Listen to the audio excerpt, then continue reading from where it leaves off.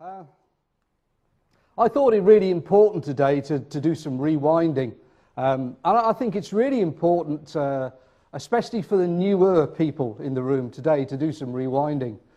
And I suppose if you take a look at my business and where it is and the kind of income that I've certainly enjoyed a great deal, an awful lot, really enjoyed it, then you might think, well, how is it possible to make that kind of money? And well, maybe I can shed some light on that. I think a lot of it's got to do with a work ethic, to be honest with you, a willingness to work and getting it right. It's about communication. It's about many things. But network marketing's, no, the dream started a very long time ago for me. I don't know if you've done the same, but I was obviously a teenager at one time, a little bit older than that now, and I had dreams, and somehow I thought that I was going to be a millionaire. I guess many of us do. I'm not going to ask how many, I'm not going to ask you to vote even, but I know a lot of us think that when something will happen, we'll get rich. Well, I was always working towards it, always working anyway, always looking for it, and eventually I came across something which obviously is Kleeneze. But how did I come across that concept? How did it start? Well, for me, it actually started, my first introduction to network marketing. I used to go on caravan holidays quite often with my sister and brother-in-law and the family. We used to go down to sunny Dorset, which 9 times out of 10 it rained every year we went there. We used to go in school holidays and park up on the top of the hill and prepare to do barbecues and such as that. And most years we ended up doing barbecues underneath an umbrella, to be honest with you. It's just the way it was. But I was talking to my sister. That's my ex-wife Liz there, and that's oh, I've got a pointer on here. And that's my son Reese. He's now 23. Yeah, we used to go down to these places, and my sister told me about a fantastic company that had just started at the time. And she told me this company, which actually sold perfumes at the time, if it might ring a bell to some people, might not, doesn't matter. But she said, Robert, I've come across this fantastic company. And as far as I know, nobody in the whole of Essex, where I was living at the time still, has even got involved in it. I thought, okay, well, let's have a look at this, skeptical, blah, blah, blah. And I had a little look, and cut a long story short, I had a little foray, and I spoke to people, and someone said, oh yeah, no, my friend tried that, didn't work. So I thought, oh, that's a bit of a downer, because I wasn't told to expect people to tell me that this thing didn't work. And so I kept trying, and I sold a few products, and I did a bit of party plan, and I did a couple of demonstrations, and I didn't do too well. I was told that I should, on average, sell £300 at a party, and I didn't. About 80 quid on average for about an hour's work. Take your commission out of that, and you're not doing particularly well in this, I can tell you. And I tried recruiting, and the people I spoke to said, oh, yeah, my friend did that, didn't work. And then, after a little while, that's where I got. Because all of the people that I spoke to and around me at the time told me it didn't work. Now, as it turned out, the company folded. That wasn't unusual in some of the things that I got involved in. I got to the top of the plan in one network for a short time. It was really quick. All you had to do was convince people to part with a few thousand quid. And if you could get enough of them to part with a few thousand quid in 1 month, you were at the top of the plan. Well done. And I thought, I am the man. I've done it. I'm at the top of the plan. But then there was next month. And next month, those people had to go and find some people that wanted to part with a few thousand quid to buy some product, out of which they already made 50% profit, virtual, provided they could move it, which they didn't. You know what I'm saying? But I didn't know. I was thick. I thought this was the way it worked, and I thought other people could duplicate me. And I was looking for people that could do what I managed to do. I was a school teacher. I could talk to anyone, to be honest with you. It was no problem. And I realized after a little while that I was doing some things wrong. I was successful in another after this one folded. And in all of them, I was cheated or they folded. I was cheated out of thousands by unscrupulous distributors and such as that. And I practically lost the plot. Now, on the good side, I had belief and I still had dreams. And I also knew that if I could find a company that retailed products directly to customers, not to distributors, because by now the penny had dropped. There's no business if there's no product. It's simple, okay? So you must find a way to get the products to an end user, not distributors. So I did all my hard learning in another network. So I knew what to do. And you might say, well, that gave you a huge advantage, Bob.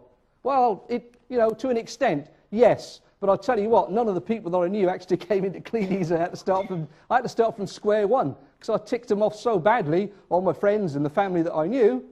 I ticked them off so badly they didn't want to know me. So I had to start again. But yes, I guess I knew what to do. So I figured if I could find a company that retails products to customers, not the team, that it would be unstoppable. And try as we might, and we have, over the years, Kleeneze will not stop. It's so strong, the retail is so strong that it cannot be stopped. It's that simple, okay? It's a fantastic business. So, I came across Kleeneze. I had a phone call from someone. I'd actually given up network marketing. I thought it was all a scam. I didn't think it was realistic. I didn't think enough people could duplicate. So I decided to kick it into touch in July 1992. I'd had enough of working my ass off to try and build a business that was built on very shaky foundations. So I decided to stick to my little part-time motor trade business and my teaching, and I would give my teaching everything. I would give it everything. And I had a phone call in September, and it said, I found the business. What? You're not going to believe this. It's Kleeneze.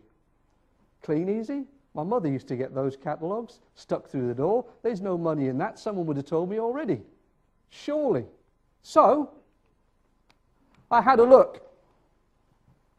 And while I had the phone call, I also said, look, there's no point in doing it round here because someone's already doing my area. Have you heard that one before? Right. And so the catalogue that came through the door I looked at, and it was Gavin that spoke to me actually, and Gavin said, well, have a look at that catalogue. So someone had done his job for him by dropping a catalogue in. He said, have a look at the catalogue, Bob. If there's nothing that you would buy in that catalogue, tell me tomorrow and we'll forget it. So when he answered the phone, when he called me the next day, I simply said, well, actually, there's a few things I'd buy. He said, fantastic, Bob, your kit's on the way. So that's kind of how I joined Kleeneze. Now, I have to say, I wasn't that excited at the time at all. And I made my mind up to go the way, but this is kind of how it went. In the early days of Kleeneze, the system's amazing now. In the early days of Kleeneze, you had to post your order. All of the team orders went onto your account.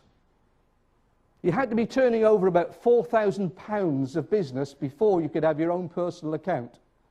So when I started building my team, I had outstanding monies of in excess of 25,000 quid on my account one particular day. This statement came through because I'd sponsor people up the country, down the country. Keep your fingers crossed. But we knew what we could, if we could get people interested, we knew what we could do. Well, I figured anyway. So, team orders on your account. And it comes through and it goes, your outstanding account, 25,000 some odd pounds. So I went, right. Put that down then. See, the point was, I couldn't stop now, could I? I was knackered. Do you know what my house was worth at that time? Well, I sold my house about 2 years after that for £42,000. That was some debt, you know? That was some debt. Anyway, it all worked out for the best. Did lose a few quid along the way. And they had, you used to wait for 2 weeks for delivery. And your customer said, ooh, that was quick. Honest, that was quick. Bloody marvellous. And the other one was, are you going to deliver the product this time if I order? I've not been here before. Yes, you have. Kleeneze have been here before. You see, they have to know you. They don't know that it's someone else every time. They think it's just a company. Right. So, and we had out of stocks. I think it was 1993 when the business was starting to move and we had no apple corers. Some of you have been here long enough to remember, right? The number of people that quit in my business because the apple corers were out of stock was incredible. Incredible. All right. Okay. But you know, I still did know some other people in network marketing, and I still do know them now, but they won't join Kleeneze. And do you know why? There's no emotion in Kleeneze, Bob. They like things like, you know, health products and things like that you have to sell people lots of to make money, by the way. At least I think that's the way it works. And they said, oh, there's no excitement in that, Bob. There's no excitement in Kleeneze, Bob. So I thought to myself, well, I don't know. I put out my first 75 catalogues. And I got 125 quid's worth of orders. It took me 30 minutes. Bear in mind that I'd done Party Plan with a room full of women, and you're dangerous, by the way. and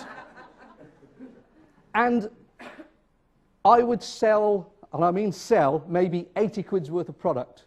30 minutes with 75 catalogues, 125 quid. And I'm walking along going, oh my God, I can't believe this.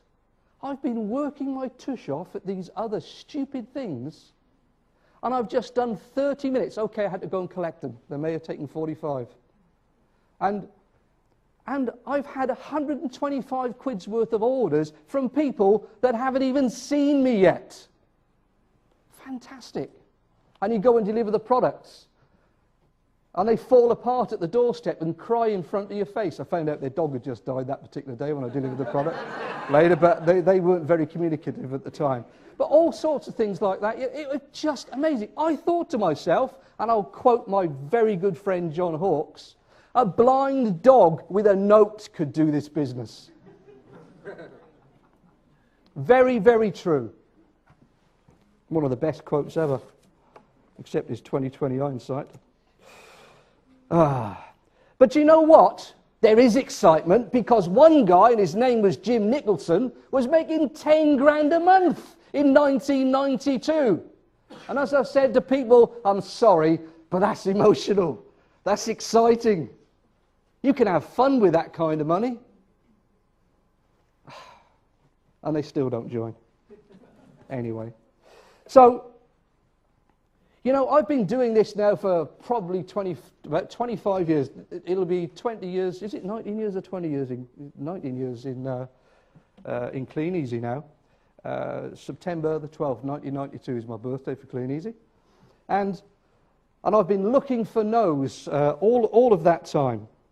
Now, I think the important thing about no, yes, expect it, but that was correct, but don't accept it. Do accept that no simply brings you closer to yeses. Okay? So rewind. No. Expect it? Absolutely. But do not accept it. Okay? If you're going to pick up the phone expecting a no, you're going to get it. You have to expect the yeses. You have to expect the yeses every time, but you know in your heart of hearts the vast majority of what you get is going to be no. I'm sorry, this business isn't for everyone now. And it might not be for the person you speak to now, and someone else might speak to that person, and they might get another 10% of what it's about. Someone else might speak to that person, they get another 10% of what it's about. And then they might join with someone else. So maybe you ought to do some callbacks every now and again. Okay? Just keep up to date. There's ways to do that with technology these days. It's not part of my training. So simply accept that no brings you closer to yes. And as Messrs. Fenton and Walt say, yes is the destination and no is how to get there. So, Fail your way to success. Why not set some light competition for sponsoring? My brother-in-law, Gary, dyslexic. Not particularly intelligent, if I'm honest, but a great people person. Gary got to bronze. He's no longer in the business now for various reasons. He lost the plot. As his parents died and stuff, he just completely lost it. But I tell you what, we used to sit down at night, every night, certainly every weekday night for sure, and we'd give each other a call at the start of the evening. And so how many are you going to sponsor tonight, Gary?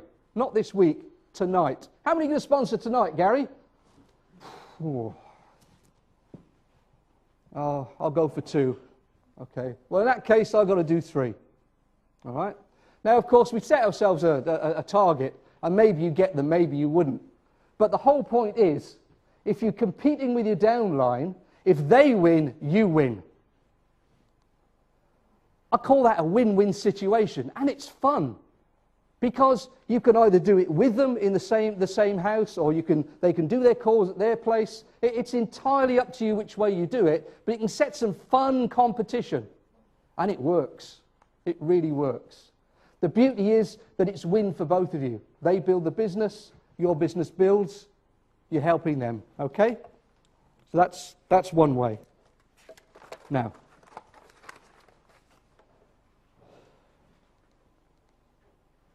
tracking your nose. People talk a lot about tracking your nose. And I think one of the most important things is you need to get some first. If you're not doing anything, you ain't going to get any. If you're not speaking to enough people, you're not going to get enough no's. How many no's is enough? I don't know. I have no idea. I know one thing that I'm absolutely sure of is if you get enough, you won't need to track them. You won't have the time, to be honest, you know. I do know that I never counted the number of leads that I had. All that I know is the information packages, you take a pile down at the post box and every night, and used to do the calls the next day. I never counted. The only time I ever counted was when Kleeneze asked me to do a training on how to get the bronze exec. Because that's all we ever trained for. We never trained for gold, we trained for bronze exec. We thought that gold was a fantastic place to be, and it really is. But bronze exec's where the money's at. So we used to teach people to aim for bronze, and gold happened to be along the way. Interesting. It's just a difference in perception is all it is, I guess. Now, see, retail or team building, it's exactly the same. So if you're great at retail, and I'm not, but actually anyone can be great at retail, can't they? You just have to do more. It's as simple as that. And you've got to do a bit of tracking. Absolutely, you have to do a bit of tracking. And you really should be tracking your leads as well. But retail or team building, it's the same. Do you know what the difference is between retail and team building? Catalogues don't talk back. You're not afraid of the catalogues. You might have to miss one every now and again. I don't want that bloody catalogue. You know? But they don't talk back, so you're not bothered. And you know what? The people that you talk to on the telephone, if they don't want to know, you're never going to see them. What's the problem? It doesn't matter. They can say what they like at the end of the line. Often they don't say anything at all, do they? They just put the phone down. Hi, it's Bob. Oh, sorry, we got cut off.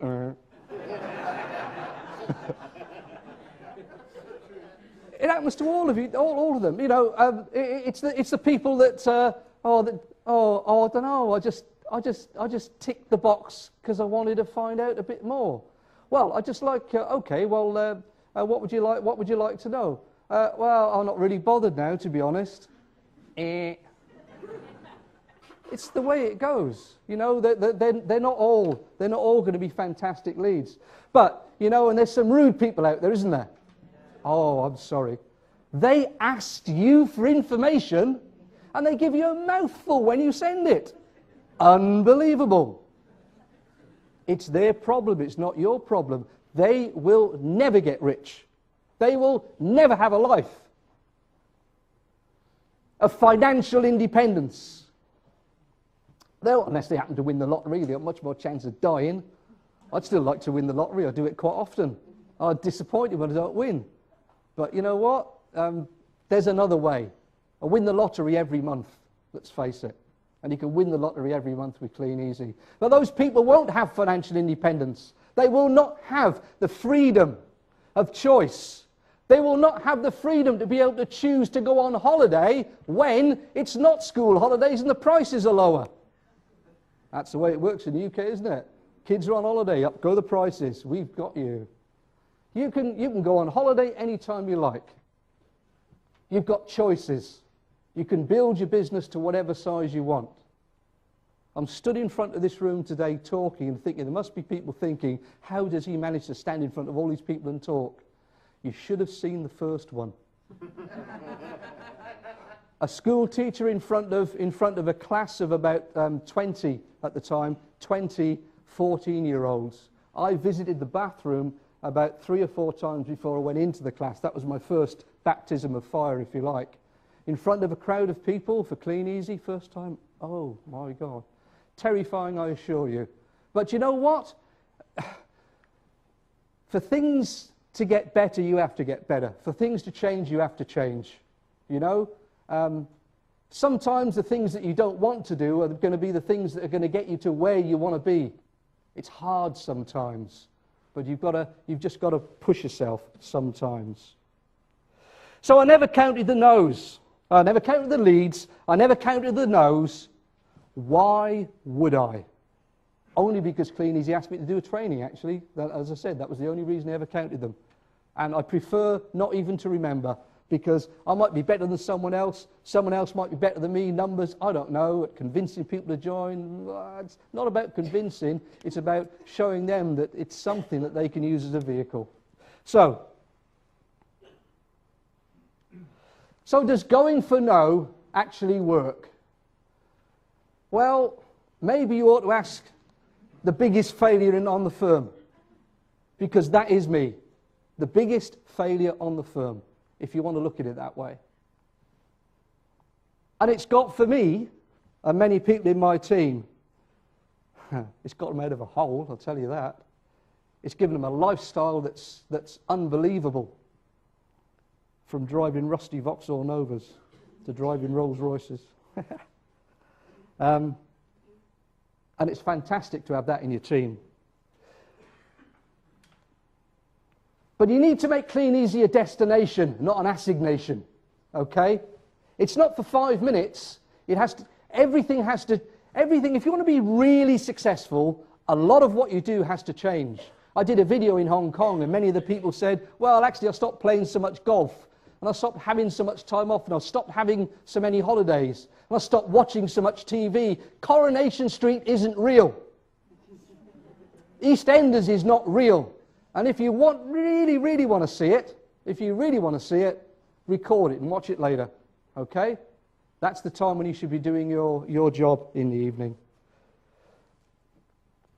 Do it for 21 days, and what you'll find is that you have a habit.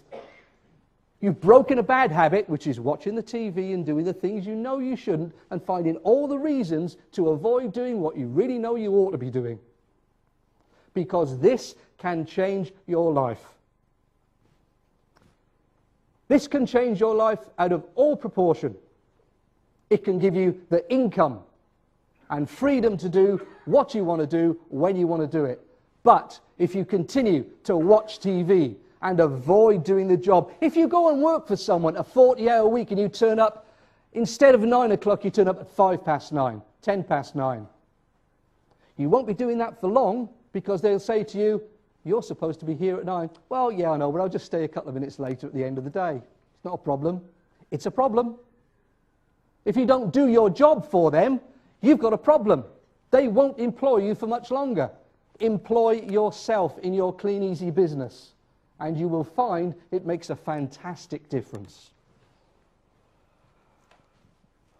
Daily activity builds a habit and builds a team. Start the day with a destination in mind, whether that destination be New York or whatever, or a certain amount of retail sales, or a certain amount of people that you've got to talk to or sponsor. And remember, the ultimate destination is a bonus check. When we started Kleeneze, all we saw was bonus checks. Didn't want anything else. Yeah, they had conferences and stuff like that, but that wasn't what it was about. It wasn't about anything except making money and showing others how to make money. Didn't matter what walk of life you come from. Doesn't matter how clever you are. Doesn't matter if you're dyslexic. Doesn't matter, because you can make an income with Kleeneze. How much income is entirely up to you, time, and how much hard work and dedication you want to put into it. And whilst the ultimate destination is a bonus check, well, meanwhile, there's New York City. And that's where we're going, and there's still time for everyone in this room to achieve it, provided you work hard. So build it through destinations. Because do you know that if you work it right, that each destination that you go to, each conference destination, means a bigger check? But along the way, check your team, or you won't be checking in at the airport. Track your team. And remember, because some people truly believe this, it's not all about you. Do you know why it's not all about you? It's because you're nothing without your team. You're nothing. Okay? You can retail, you can make 30, 40 grand a year retailing. What other network marketing business can you do that in? But I tell you what, if you want residual income, the income that doesn't go away, you are nothing without your team. You should be there to back them up. And you can't flog them with a whip either. That doesn't work, because they're not employed by you. Okay. So the question is, are you Kleeneze rock? Track your business. Get a healthy 10-wide PSG. That pays you quite nicely.